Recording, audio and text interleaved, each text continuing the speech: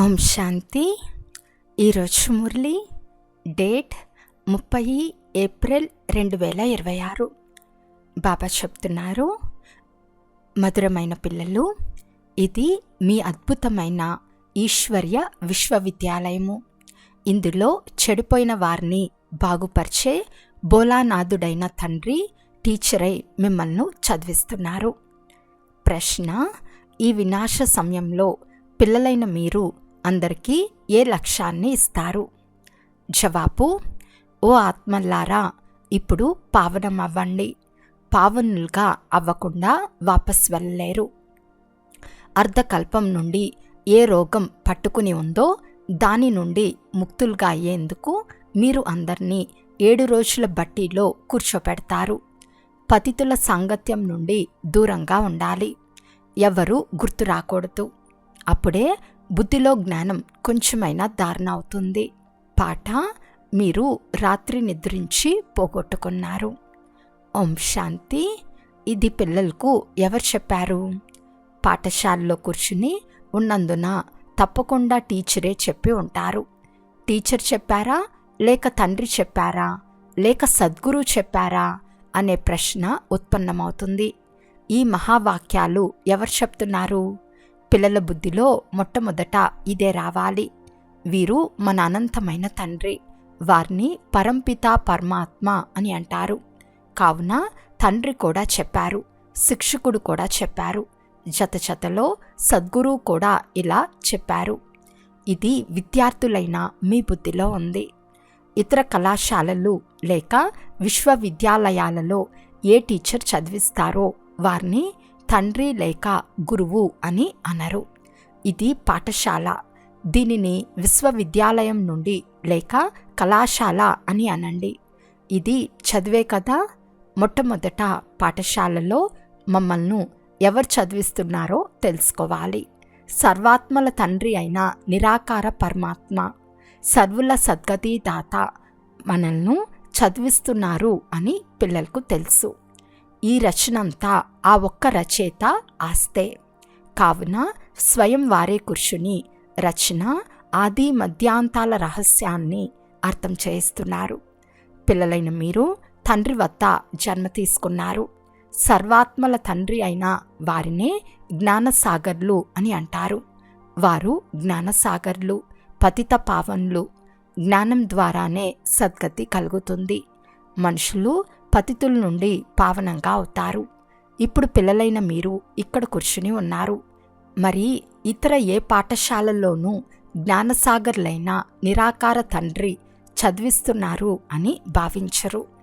ఇది ఇక్కడ మాత్రమేనని మీకు తెలుసు. విశేషంగా భారతదేశం, సామాన్యంగా పూర్తి ప్రపంచంలో మరెవ్వరూ మమ్మల్ని నిరాకార తండ్రి చదివిస్తున్నారు అని భావించరు. వారిని చదివించేవారు మనుష్య టీచర్లు. అంతేకాక మేము ఆత్మలము అని కూడా ఆ చదువులో అనుకోరు. ఆత్మనే చదువుతుంది. ఆత్మనే అన్ని పనులు చేస్తుంది. ఆత్మ ఈ కర్మేంద్రియాల ద్వారా ఫలానా ఉద్యోగం చేస్తుంది. నేను ఫలానా వ్యక్తిని అని వారి బుద్ధిలో ఉంటుంది. వెంటనే వారికి తమ నామరూపాలు గుర్తుకొచ్చేస్తాయి. మేము ఇది చేస్తాము, ఇలా చేస్తాము అని శారీరక పేరే గుర్తుకు వస్తుంది. కానీ అది తప్పు. మనము మొదట ఆత్మలం కదా, తర్వాత ఈ శరీరాన్ని తీసుకున్నాము. శరీరం పేరు మారుతూ ఉంటుంది, ఆత్మ పేరు మారదు. ఆత్మ ఒక్కటే. తండ్రి చెప్తున్నారు, ఆత్మనైనా నా ఏకైక నామం శివుడు. ఇది ప్రపంచానికంతా తెలుసు. ఇక పేర్లని శరీరాలకే పెడతారు. శివబాబాను శివ అనే అంటారు. అంతే.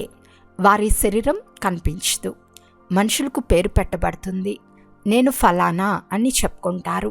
మమ్మల్ని ఫలానా టీచర్ చదివిస్తున్నారు అని పేరు చెప్తారు కదా. వాస్తవానికి ఆత్మ శరీరం ద్వారా టీచర్ పని చేస్తుంది. వారి ఆత్మను చదివిస్తుంది. సంస్కారాలు ఆత్మలోనే ఉంటాయి. సంస్కారాల ప్రకారంగా కర్మేంద్రియాల ద్వారా చదివిస్తుంది.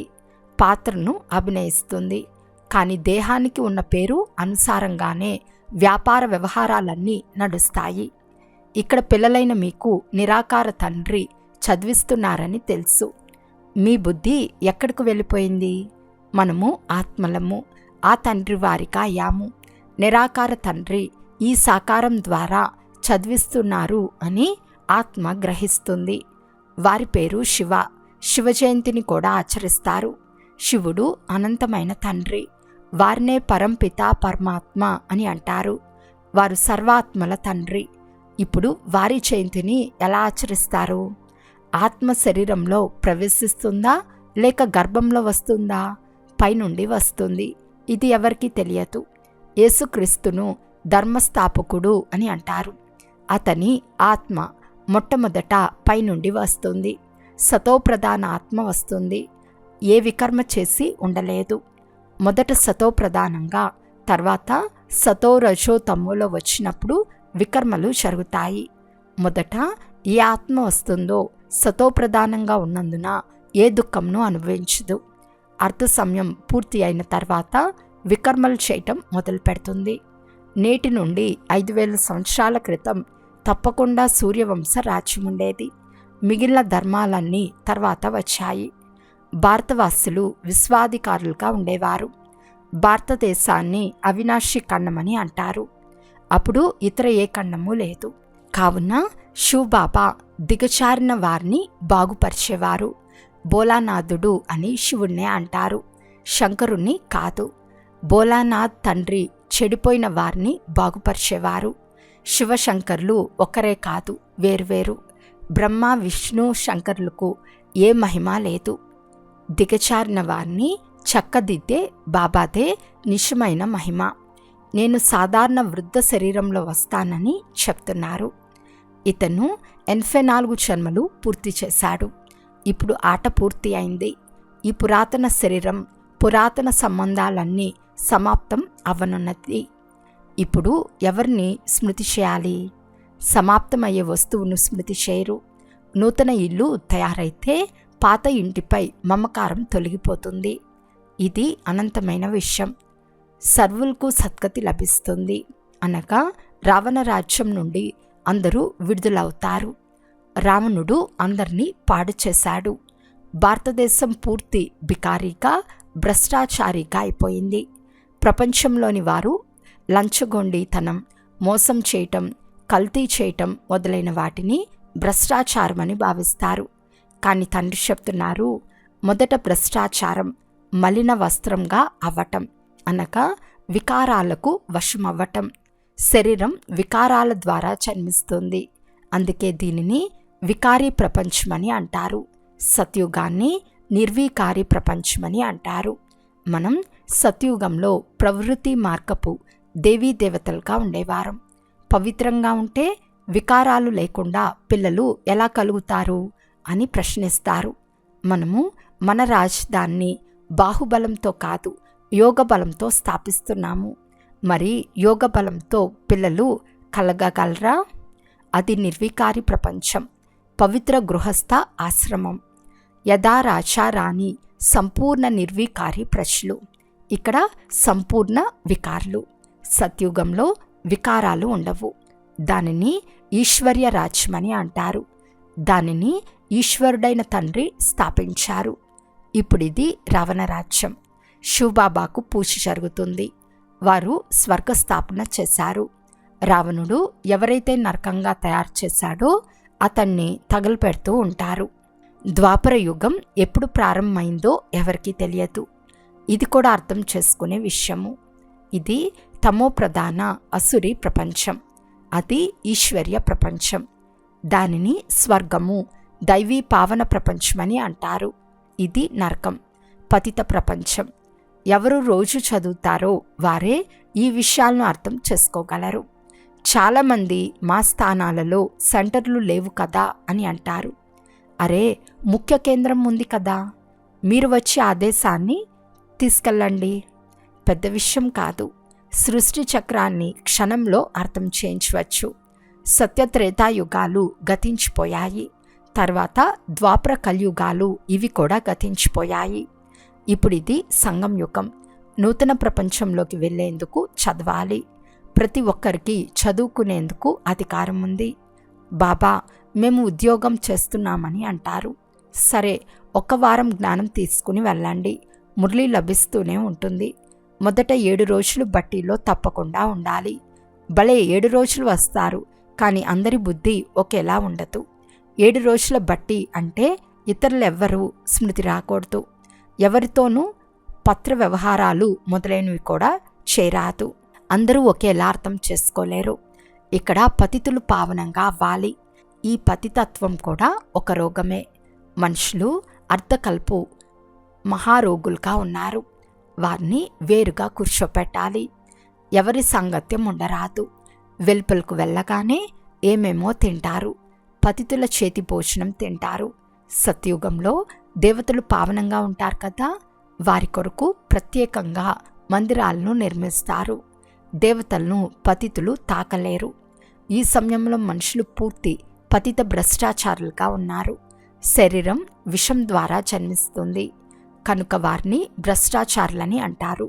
సన్యాసుల శరీరం కూడా విషంతోనే తయారైంది. తండ్రి చెప్తున్నారు, మొట్టమొదట ఆత్మ పవిత్రంగా అవ్వాలి, తర్వాత శరీరం కూడా పవిత్రమైందే కావాలి. కావున పాత అపవిత్ర శరీరాలన్నీ వినాశనమైపోతాయి. అందరూ వాపస్ వెళ్ళాలి. ఇది వినాశన సమయం. అందరూ పవిత్రమై వాపస్ వెళ్ళాలి. భారతదేశంలోనే హోలికను జరుపుకుంటారు. ఇక్కడ పంచతత్వాల శరీరం తమో ప్రధానంగా ఉంది. సత్యుగంలో శరీరం కూడా సతో ప్రధానంగా ఉంటుంది. శ్రీకృష్ణుని చిత్రం ఉంది కదా, నరకాన్ని కాలితో తన్నాలి. ఎందుకంటే సత్యుగంలోకి వెళ్ళాలి. శరీరాన్ని శ్మశానానికి తీసుకెళ్తున్నప్పుడు కూడా మొదట ముఖాన్ని ఉరివైపు, కాళ్ళను శ్మశానం వైపుకు పెడతారు. తర్వాత శ్మశానం లోపలికి వెళ్తున్నప్పుడు ముఖం శ్మశానం వైపుకు త్రిప్పుతారు. ఇప్పుడు మీరు స్వర్గంలోకి వెళ్తున్నారు కనుక మీ ముఖం ఆ వైపు ఉంది, అనగా శాంతిధామం సుఖధామం వైపు. కాళ్ళు దుఃఖధామం వైపు ఉన్నాయి. అది శవాల విషయం. ఇక్కడ పురుషార్థం చేయవలసి ఉంటుంది. మధురమైన ఇంటిని స్మృతి చేస్తూ చేస్తూ ఆత్మలైన మీరు మధురమైన ఇంటికి వెళ్ళిపోతారు. ఇది బుద్ధితో చేసే అభ్యాసం. ఈ తండ్రిని కూర్చుని అన్ని రహస్యాలు అర్థం చేయిస్తున్నారు. ఆత్మలమైన మనమంతా ఇంటికి వెళ్ళాలి. ఇది పాత శరీరం, పాత ప్రపంచం. నాటకం పూర్తి అయింది అంటే 84 జన్మలను అభినయించాము. అందరూ 84 జన్మలు తీసుకోరని కూడా అర్థం చేయించబడింది. ఎవరైతే తర్వాత ఇతర ధర్మాల్లో వస్తారో వారు తప్పకుండా తక్కువ జన్మలే తీసుకుంటారు. ఇస్లాం మతస్థుల కంటే బౌద్ధ ధర్మం వారు తక్కువ జన్మలు తీసుకుంటారు. క్రైస్తవులు వారికంటే తక్కువ. గురునానక్ గారి సిక్కులు వచ్చిందే ఇప్పుడు. గురునానక్ వచ్చి 500 సంవత్సరాలు అయింది కనుక వారు 84 జన్మలు తీసుకోరు. లెక్క వేయబడుతుంది. 5000 సంవత్సరాల్లో ఇన్ని జన్మలు ఉంటే 500 సంవత్సరాల్లో ఎన్ని జన్మలు తీసుకుని ఉండవచ్చు? 12, 13 జన్మలు. క్రీస్తు వచ్చి 2000 సంవత్సరాలు అయిందంటే వారికి ఎన్ని జన్మలు ఉండవచ్చు? అర్థం కంటే తక్కువైపోతాయి. లెక్క ఉంది కదా. ఎవరికి ఎన్ని జన్మలని ఖచ్చితంగా చెప్పలేము. ఈ విషయాలను చర్చిస్తూ వాదిస్తూ సమయాన్ని వ్యర్థపరచకండి. తండ్రిని స్మృతి చేయటమే మీ కర్తవ్యం. వ్యర్థ మాటల్లోకి మీ బుద్ధి వెళ్ళరాదు. తండ్రితో యోగాన్ని జోడించాలి. చక్రాన్ని అర్థం చేసుకోవాలి. స్మృతి ద్వారానే పాపాలు నశిస్తాయి. ఇందులోనే శ్రమ ఉంది. అందుకే భారతదేశపు ప్రాచీన యోగమని అంటారు. దీనిని తండ్రే నేర్పిస్తారు. సత్యత్రేతాయుగాలలో యోగం అనే మాటే ఉండదు. తర్వాత భక్తి మార్గంలో హఠయోగం ప్రారంభమవుతుంది. ఇది సహజ రాజయోగం. నన్ను స్మృతి చేయటం ద్వారా పావనంగా అవుతారని తండ్రి చెప్తున్నారు. ముఖ్యమైనది స్మృతి. ఏ పాపము చేరాదు. దేవీ దేవతలు పావనమైన వారు కనుక వారికి మందిరాలున్నాయి. పూజారులు పతితులు పావన దేవతలకు అభిషేకాలు మొదలైనవి చేస్తారు. కానీ వాస్తవానికి పతితుల చేతులు తాకరాదు. ఇవన్నీ భక్తి మార్గపు ఆచారాలు, పద్ధతులు. ఇప్పుడు మనం పావనంగా అవుతున్నాము. పవిత్రంగా అయితే దేవతలైపోతాము. అక్కడ పూజలు మొదలైనవి అవసరం ఉండవు. సర్వుల సద్గతి దాత ఒక తండ్రి మాత్రమే. వారినే భోలానాథుడు అని అంటారు.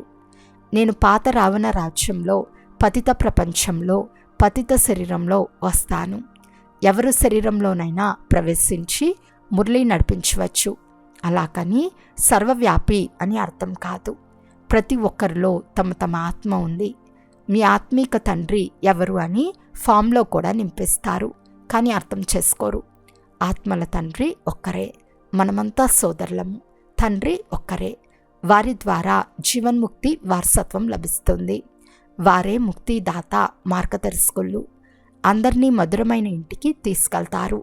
అందుకే పాత ప్రపంచం వినాశనం అవుతుంది. హోలిక జరుగుతుంది కదా. శరీరాలన్నీ సమాప్తమైపోతాయి. ఆత్మలన్నీ వాపస్ వెళ్ళిపోతాయి. సత్యుగంలో చాలా కొద్ది మందే ఉంటారు.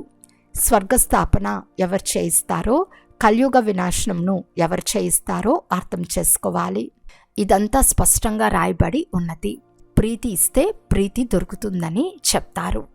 తండ్రి చెప్తున్నారు, నా కోసం ఎవరు సేవ చేస్తారో, మనుషులను దేవతలుగా తయారు చేసే సేవ ఎక్కువగా చేస్తారో వారు నాకు చాలా ప్రియమైన వారు. ఎవరైతే పురుషార్థం చేస్తారో వారే శ్రేష్ఠ పదవిని పొందుతారు. పరమాత్మ అయిన తండ్రి నుండి ఆత్మలు ఆస్తిని పొందుతాయి. ఆత్మాభిమానులు కావాలి. కొంతమంది చాలా తప్పులు చేస్తూ ఉంటారు. పాత అలవాట్లు పక్కాగా అయిపోయాయి. ఎంత తెలిపించినా ఆ అలవాట్లు విడిచిపెట్టరు. వారు తమ పదవిని తక్కువ చేసుకుంటారు. అచ్చా, మధురాతి మధురమైన అపురూపమైన పిల్లలకు మాతాపిత బాప్తాతాల ప్రియ స్మృతులు మరియు గుడ్ మార్నింగ్. ఆత్మిక పిల్లలకు ఆత్మిక తండ్రి నమస్తే. ఆత్మిక తండ్రికి ఆత్మిక పిల్లల యొక్క ప్రియ స్మృతులు మరియు నమస్తే నమస్తే నమస్తే. ధారణ కొరకు ముఖ్య సారము. ఫస్ట్ పాయింట్, ఏ విషయం గురించి కూడా వాదిస్తూ మీ సమయాన్ని వేస్ట్ చేసుకోరాదు. వ్యర్థ మాటల్లోకి బుద్ధి ఎక్కువగా వెళ్ళరాదు.